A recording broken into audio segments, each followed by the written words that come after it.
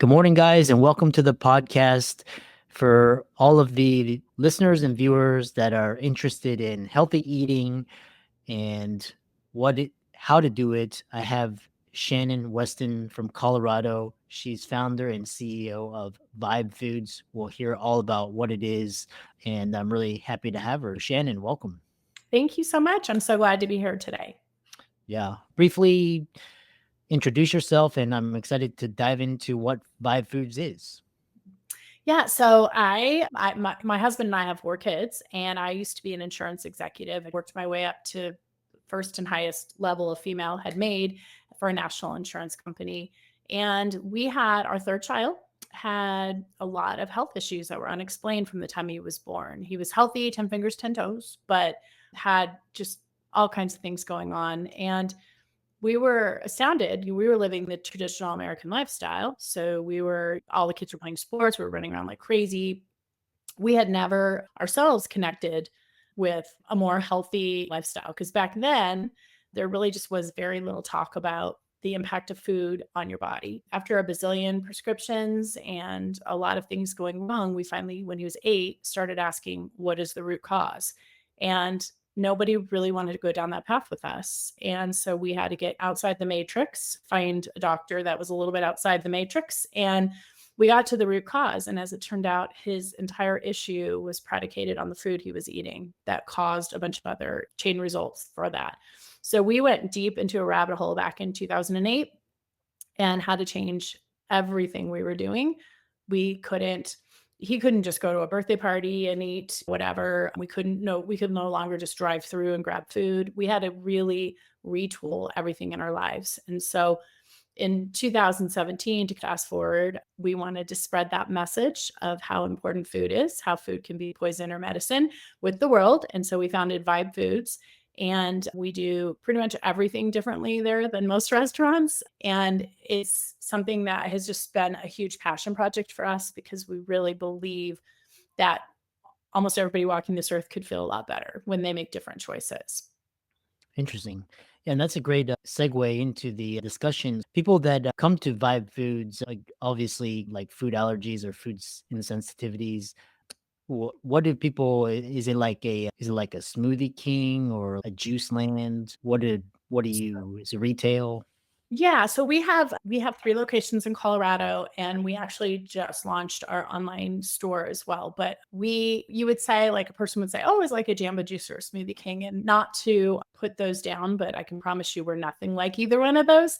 When I was pregnant, I used to roll into Jamba Juice and get the big giant thing in the styrofoam cup that had 200 million grams of sugar, and I thought I was doing something good for myself. So no, we're not like that. What's different about us, and I would say it's probably different than 99.9% of most of the restaurants out there, is that we vet every single ingredient to not have any chemicals or additives. We have no gluten. That's just like our baseline, no gluten, because that was a big part of our son's issue. So that's like, so yesterday's news. Like we just don't have that. But we also don't have anything genetically modified. We don't have any colorings that are not natural. We don't have any chemicals. We don't have preservative stabilizers. Like we go to the ends of the earth. Like I promise you, when you get peanut butter anywhere you go, it's going to have peanuts. It's going to have palm oil, cottonseed oil, corn syrup salads, all kinds of nonsense in it. Our peanut butter is peanuts. That's it. Our almond butter is almonds. Our lemon juice is lemons. And so we are it's tough being us, especially through COVID and all of that stuff, because supply chain is crazy. But if you go get an acai bowl at a normal place, you're going to have granola that's filled with sugars, grains, corn syrups. Like we saw this happen during COVID, and we've contracted somebody to make our granola. So it's made with maple syrup, coconut oil, gluten-free oats, like everything we have, we just do not shortcut. And that's just our baseline. Then we add in all this other cool stuff that we do. Like we go to the ends of the earth to find really amazing superfoods, whether it's maca or we've got mushroom blends that we've had. Mushrooms are really trendy now. We've been using them for 8 years in our stores. Whatever it is, I've got my pitaya right now with my cashew butter that just has cashews and our coconut cream. Like everything we do is just super, super clean. And I wouldn't ever serve something to you or any of our customers that I wouldn't put on my family's table. And that's actually saying a lot because we've had to heal our families health issues through food. That's what makes us different. And you can go into a typical juice shop and ask for protein powder, but what are you getting? What is it? Is it like pea protein? Has it been sprayed? Is it a lot of people with like plant proteins, it's rough on their stomach, or if they get a whey protein, it's great, but is it conventionally raised? Is it low grade? Is it been high? So everything we do grass fed. If you want whey protein, you're going to get the grass fed pure with no sweeteners. That's right off, fresh and fluffy and delicious. If you want plant, we have a blend that's all organic. It's 5, so there's no sprays, 5 different kinds of things in there. Plus, it's been sprouted so that it's easier on your system to digest. So we're just honestly really crazy. And we have our 3 stores. We sell a ton of organic bone broth. Like we go out to the farms, meet the farmers. We just did a piece with the ranchers that we go get our beef bones from, because I'm personally a carnivore, but I'm an herbivore too, but I like eating meat products, but I will only eat those that I know have been raised appropriately, that have not been, it's not harmful to the planet. Like it's the whole cycle. And so where we go and get our bones, we have vetted them. They're super humanely raised. They're kind to their animals. They're being raised the way they should be raised. They're living their life with purpose to be eaten, but they are living their best life. And that's really important to us. So we make a lot of organic beef and chicken broths, and we do cool things with those. And that is something we use personally to heal up our son's gut, something we've had a lot of experience making, and we make it really well. We also just launched a line of paleo baked goods because I honestly have a chocolate problem. I'm not kidding. I have a whole shelf in my house dedicated to my love of chocolate. And we wanted to be able to produce baked goods like a brownie or a cookie or something really decadent that has no grains, that has no refined sugar. So we're working with like maple syrup, dates, what else? Coconut sugar. Has a different content with it. So it doesn't spike your insulin as much, and really organic, clean ingredients. And so you can have this like decadent brownie that tastes amazing.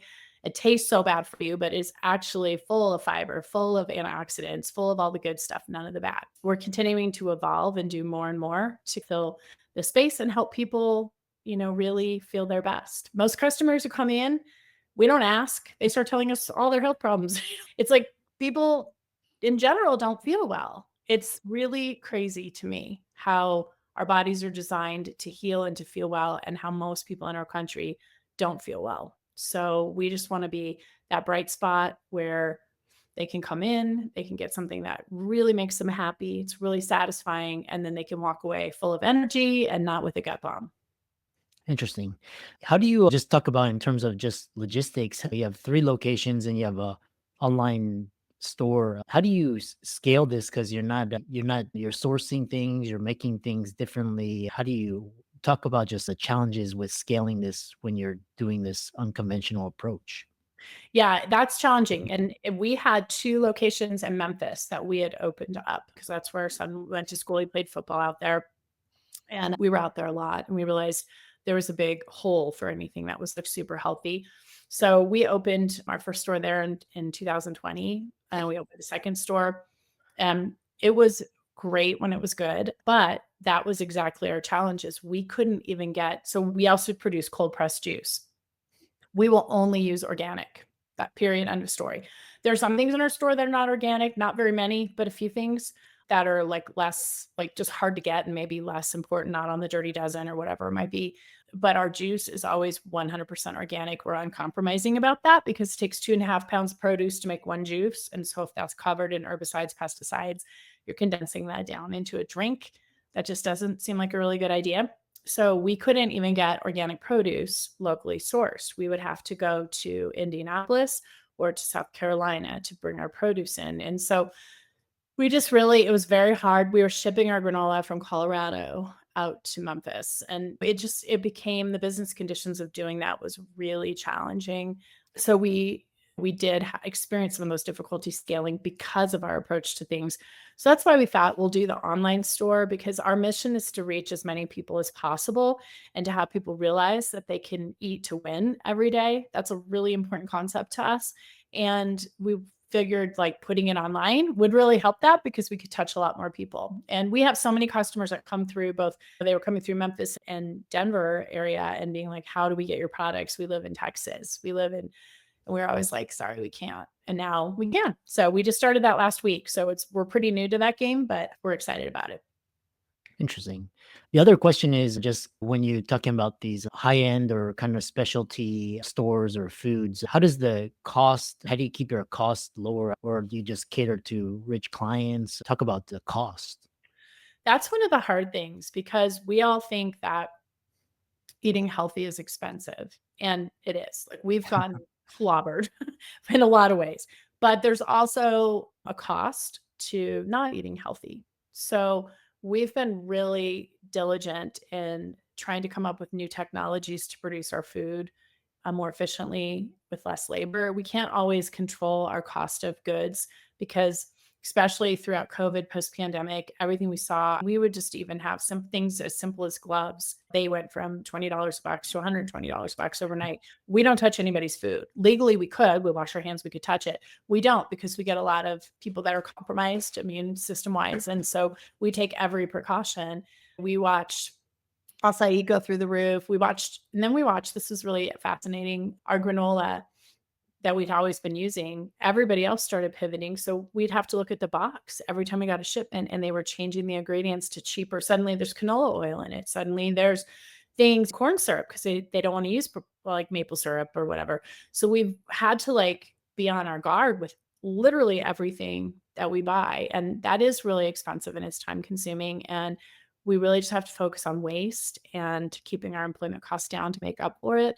We really have tried hard to keep our pricing in line with all of our competitors, even though ours is way better. Like, I look at organic juice and I look at what we cost it, and I look at people who are doing completely conventional and it's not fresh and all of that. And we're still around the same price because we're trying to be more efficient in other ways. Interesting. The follow-up question I have for you is any in terms of just sometimes when these independent brands they sometimes get these products into Whole Foods or are you talk about the kind of the push towards that or do you just plan to just be like your own independent location online store? For right now, I think since we just closed those Memphis stores, we're retrenching. For right now, I think we want to stay as we are and just see how much more we can do online. Margins, because our margins on our food are so tight. Like, really, I'm telling you, we can improve our margins by 30% overnight if I just switched out peanut butter, went to an acai that you scoop or that you get out of a machine, which is what everybody else does.